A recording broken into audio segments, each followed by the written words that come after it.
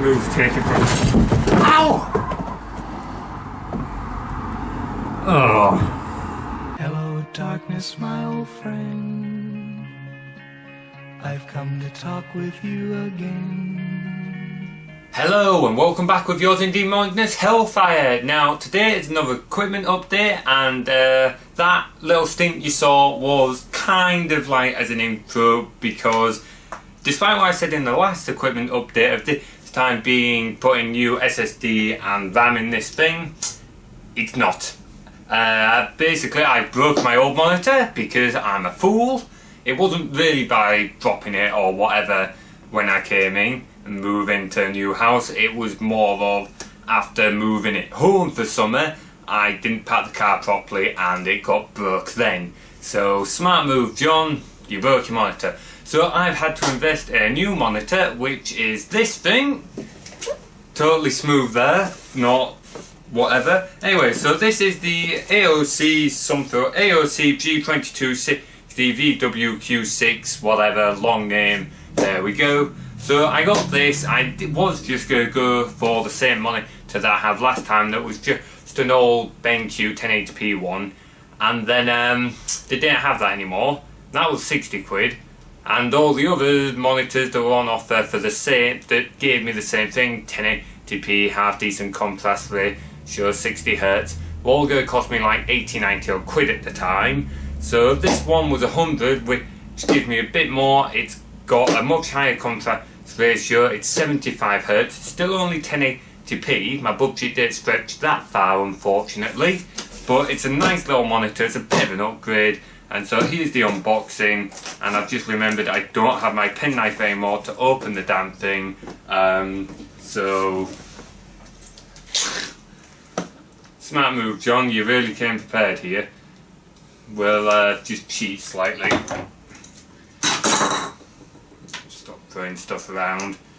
But yeah, so I had to buy a new monitor, so there will be another one coming soon, not long after this. In fact, by the time this video goes out, I'll probably have my student loan, so I'll probably have already ordered or soon to order the SSD and RAM. So that equipment update will be coming soon, and I think I'm going to skip over the part of trying to take off the bloody sellotape because I don't have my penknife anymore. I need to buy a new penknife.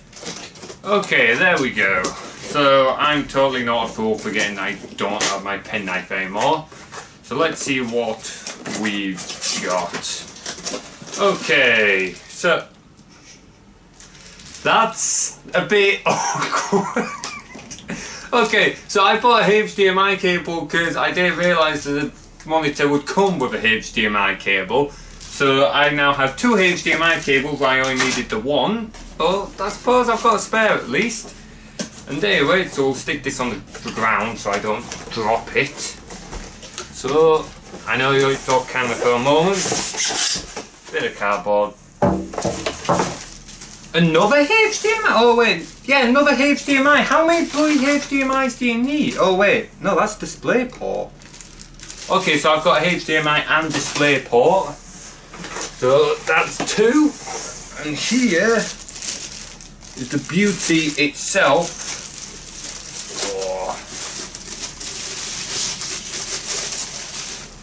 Careful not to drop this thing, I can't afford to buy another one. And I will cry if I drop it. Throw packaging away. Okay, so... oh, nice bezel. B-rated energy consumption. All that useless stuff that I don't actually know what I'm on about, but I do like the look and design for it. That's not really the reason I bought it. I wasn't too bothered how it looked so long as it wasn't white, because I can't stand white computer components. But I very much like the bezel on it. What else have we got? So we've got VGA cable. Does this... who uses VGA on enthusiast equipment? Yes, okay, Colin, you use VGA. We've got sound too.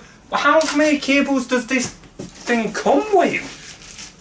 We've got power cable, that's good. We need the kettle lead. Well, actually I have kettle leads, but that's not too much of a problem.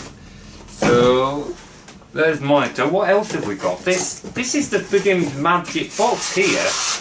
So what else have we got? Okay, we got the stand. Need that. Don't need that. Again, that's still got the kind of same brushed material that the bezel has. That's ace. Are you about... Oh yeah, we've also got the driver's software discs that won't be buried in the bottom of my drawer somewhere, never to be used. Oh. There, but quite liking this. Fair enough then. Well, I'll give this a go for the next week or two, see what I think of it. And so, quick little time lapse transition to that. I'll let you know what I think of it. Okay, and we're back. Now, I'll admit this has been a big rush to get this sorted. I have literally just filmed that little joke that you saw at the start of this video that I mentioned in the last clip you've just seen. So that was actually a genuine trip. I was meant to trip over, but as I tripped I hit the door and spun and through the monitor as opposed to just landing on it. So, whoop. That was a really smart move. But yeah, anyway, so sorry this video has taken a while to come out. Had a lot going on. It took me longer than it should have to get this PC sorted. So that video is coming soon. Hopefully next week. So anyway, focusing back to the monitor. Now, it does feel like ages ago I got this monitor, but I've had it for just over 2 weeks now. 2 weeks and 2 days to be precise. And what do I think of it? Well, it's a really nice monitor. Don't get me wrong, I am really loving it. It's just, for the £100 I spent on it, I'm not sure if I would repeat said £100. Certainly I've not finished to switch everything on, or I did, but then I'm having to redo it with Windows 10. So we'll start off with it. I plugged it in and started off absolutely fine, like any other monitor. The colours and everything looked really sharp, looked really good.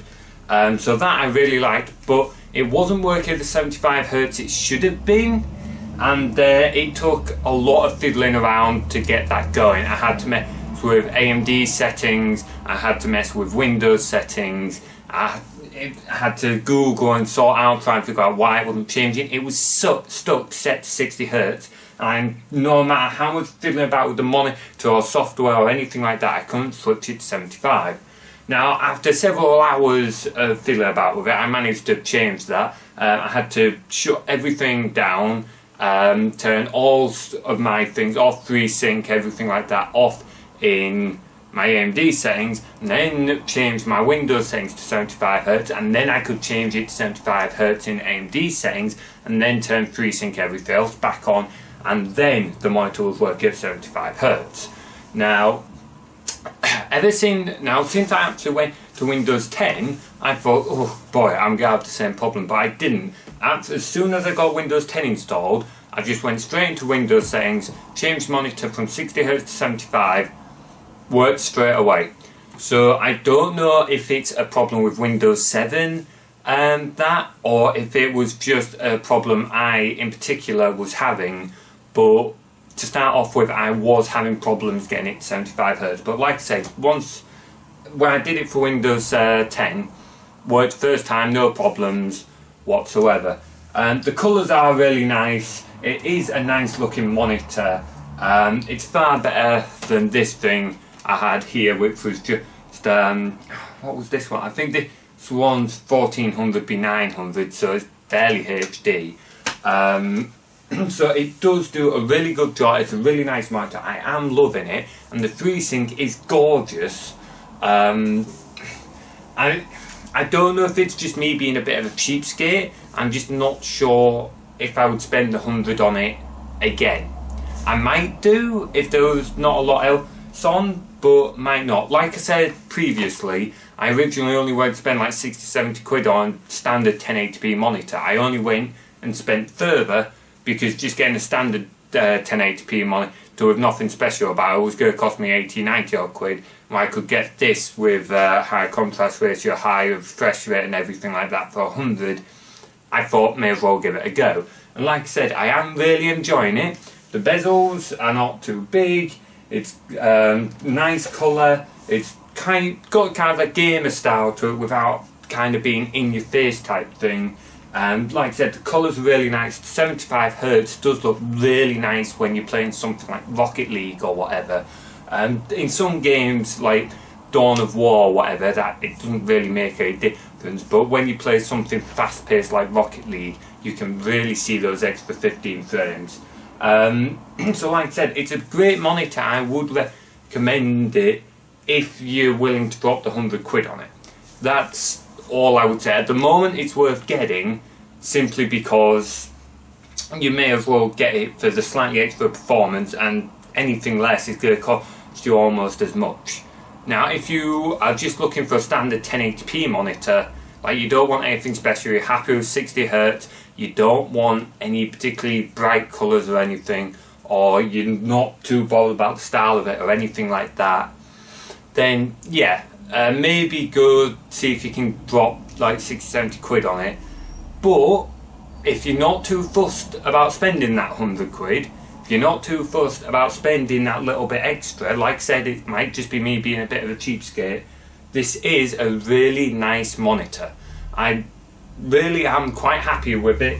Like I said, it looks gorgeous, it's got a nice polished finish to it that I absolutely love, and it's worked beautifully. It's worked great for, I mean, it managed to survive Cullen for a start, to which this thing had a bigger problem with it, but this looked beautiful there. So certainly, like I said, for my overall review, I'll admit this part has been a little bit rushed, but to try and conclude everything I've just said, it's a really nice monitor. It is well worth getting. If you are happy to spend 100 quid on it, then I would happily recommend it. It's a beautiful monitor. Games like Rocket League, everything look great. It's really nicely styled, and if you're on Windows 10, certainly it's not difficult to sort out things like the refresh rate. However, if you're on older OSs like Windows 7, like I said, it could have just been my old OS. It might not be a genuine thing, or if you don't want to drop as much money as that on it, then maybe see if you can find something cheaper or a little less fiddly with the settings that works with older systems. I have no, why is that just what I need? Okay. Oh no, it's not crashed on me, I'm not quite sure what happened there. That's kind of scary, but anyway, yeah. So in conclusion, like I said, it's a beautiful monitor if you're willing to drop the money on it, but if you'd rather get something cheaper, then I wouldn't blame you. But certainly if you can grab this thing on sale, if it's ever on sale and you get it even cheaper than that, then I'd just recommend that you get it, because it is still a beautiful monitor. It really does the job. I could not complain. So anyway, to wrap things up, like I said, this has been a bit of a rush video. It is actually like 2:30 on the day this is going out. I've still got to edit, I've still got to transfer all the footage onto my computer. I've still got to edit it, render it and upload it yet. I do apologise for it coming out. The last couple of videos have just been update/apology videos, because I was buying hardware for this and it took me days to figure out why it wasn't working, and I'll explain why it wasn't working when I get to that video itself, which, like I said, will come out sometime either next week or the week after, sometime soon. But that'll be the next equipment update, the new hardware for this, and the clean out process. It'll be a bit of a long video, but it'll be quite a nice one. And just before I wrap everything up, this is actually the first video I have which is going to be using the new outro music by the Linkboy. He's a guy I know from uni. He comes to every Cullen. You've heard his music in Cullen videos. It's his music that Cullen uses for those videos from his album Mission Start. and the outro that I am now going to be using instead of Kevin MacLeod stuff, I'm now going to be using his song 24 Hours as my outro piece. So I would really recommend that you check him out. Link to his Bandicamp and to his YouTube in the description. And if you ever want to use his music, then get in touch. Please do donate some money to him on Bandicamp for his album. It is a really good album. So, but I will leave the video there, and thank you all for watching. Hellfire out.